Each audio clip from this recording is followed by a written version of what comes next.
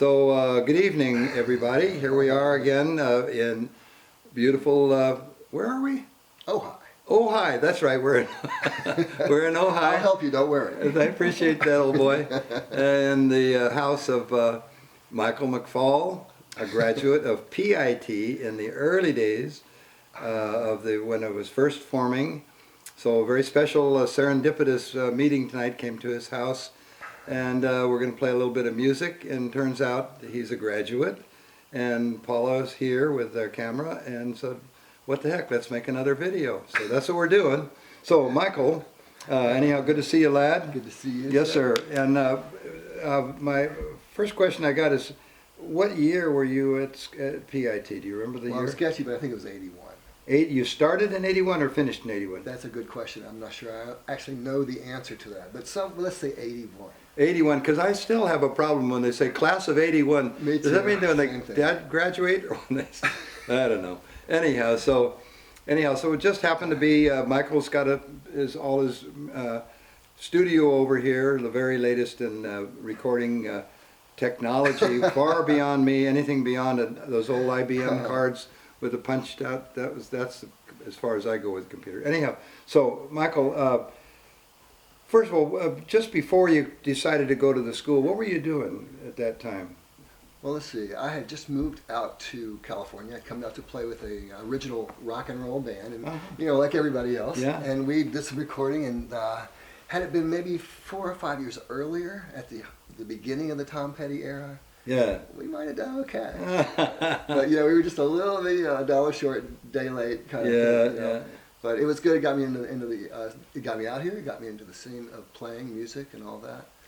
So you were a player then before you even came into school, which is kind of the deal with MI. You couldn't be a beginner. The curriculum was way too difficult and heavy duty, right? You probably still got those old notebooks stacked up. I've been lugging them around now through several moves. I have to tell you, I can't seem to part with them as of yet. And you were operated upon by the great ones of Ralph Humphrey and Joe Picard. Michael, what made you decide that you want to come to PIT? What was that all about? You know, it's probably in the antiquity, the myths of antiquity about how it happened. But my wife at the time decided she wanted me to go, and she actually wrote a letter to Johnny Carson, because he's a drummer, of course, as we all know, and just touting my talents and my deservability of some sort of stipend so I could go to the Percussion Institute of Technology. Wow. Now, he did not respond to her, don't get me wrong. Really? But we did manage to come up with that, at the time, princely sum of $3,000 or so.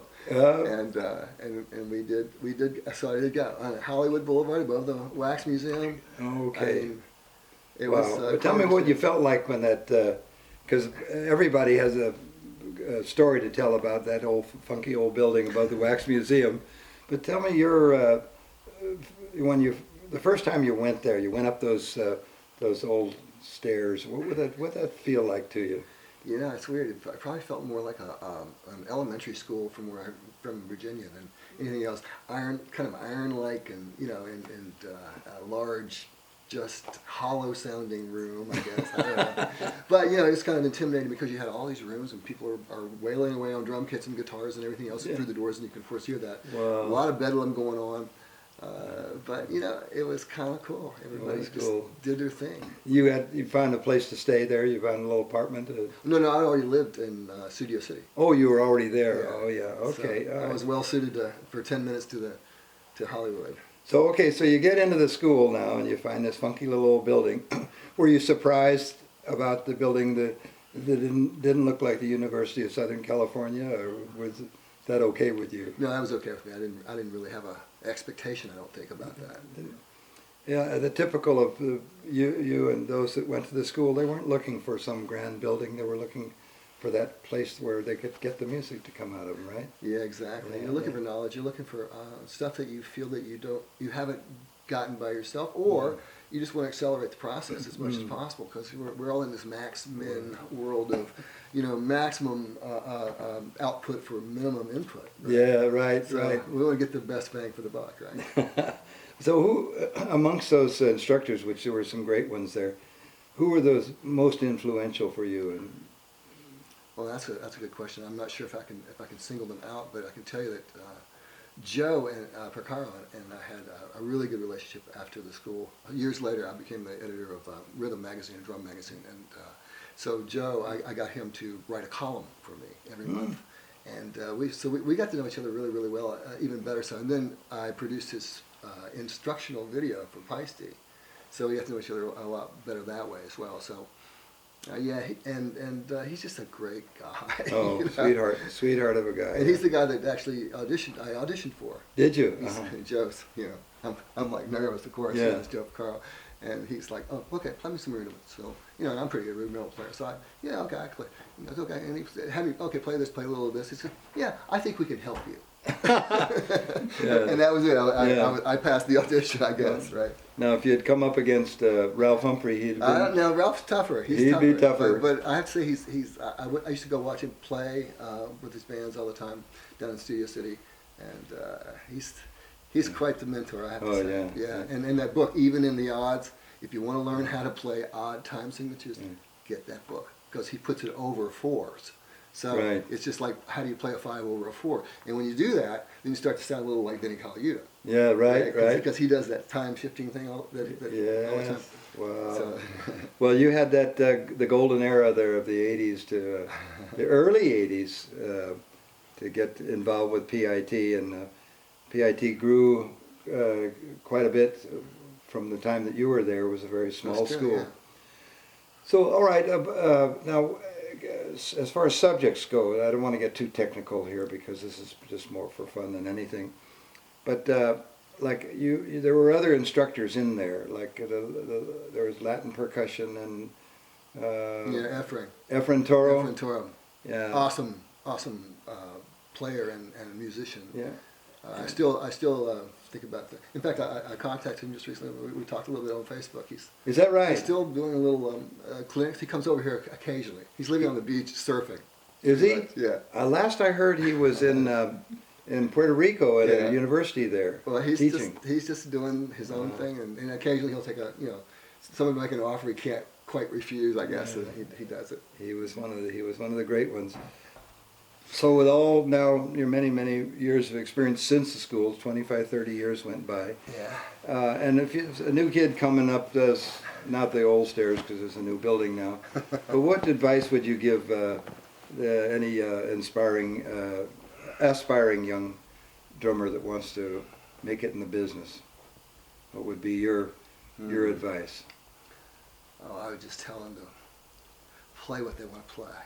Mm-hmm. That's it, because you can fool yourself and you can deny to yourself that you're going to be happy playing what somebody else wants you to play, because maybe they're going to pay you some money for it, maybe they're going to give you some accolade or something. But in the end, when you get to that last eighth note, I know it's a poor thing. I shouldn't have said it. That's a good one. But you're going to want to have done what you wanted to do, and that's the thing that'll make you happy. So follow your highest excitement in any moment. That's what you got to do. That's why we're here. What are you up to today? What are you doing? Well, I'm just writing music. My lovely wife partner and I are just writing music, and we're have a little Logic studio set up with some electronic drums, and we have some congas and stuff. But I'm not really a hand player, although I can peck at it like Hunt Pecker with a typewriter, right? Yeah, I can sort right. of do that, but somehow I don't do it well. But I have lots of samples, and I have ways of inputting using the electronic drums and things like that. So we're writing music. We're writing a screenplay. We're writing a slash novel series, and as it so happens, the music is coming out to be the novel in a weird way. So the first tune was basically a trailer for the book. Oh. It's called The Adventures of Agent P and the Provocative Alchemist. Whoa.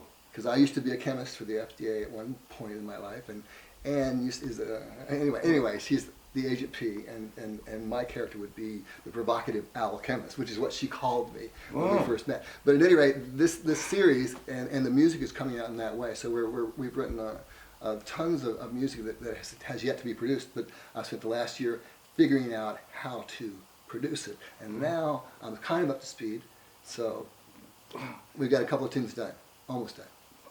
Oh my goodness, you should see his studio over here.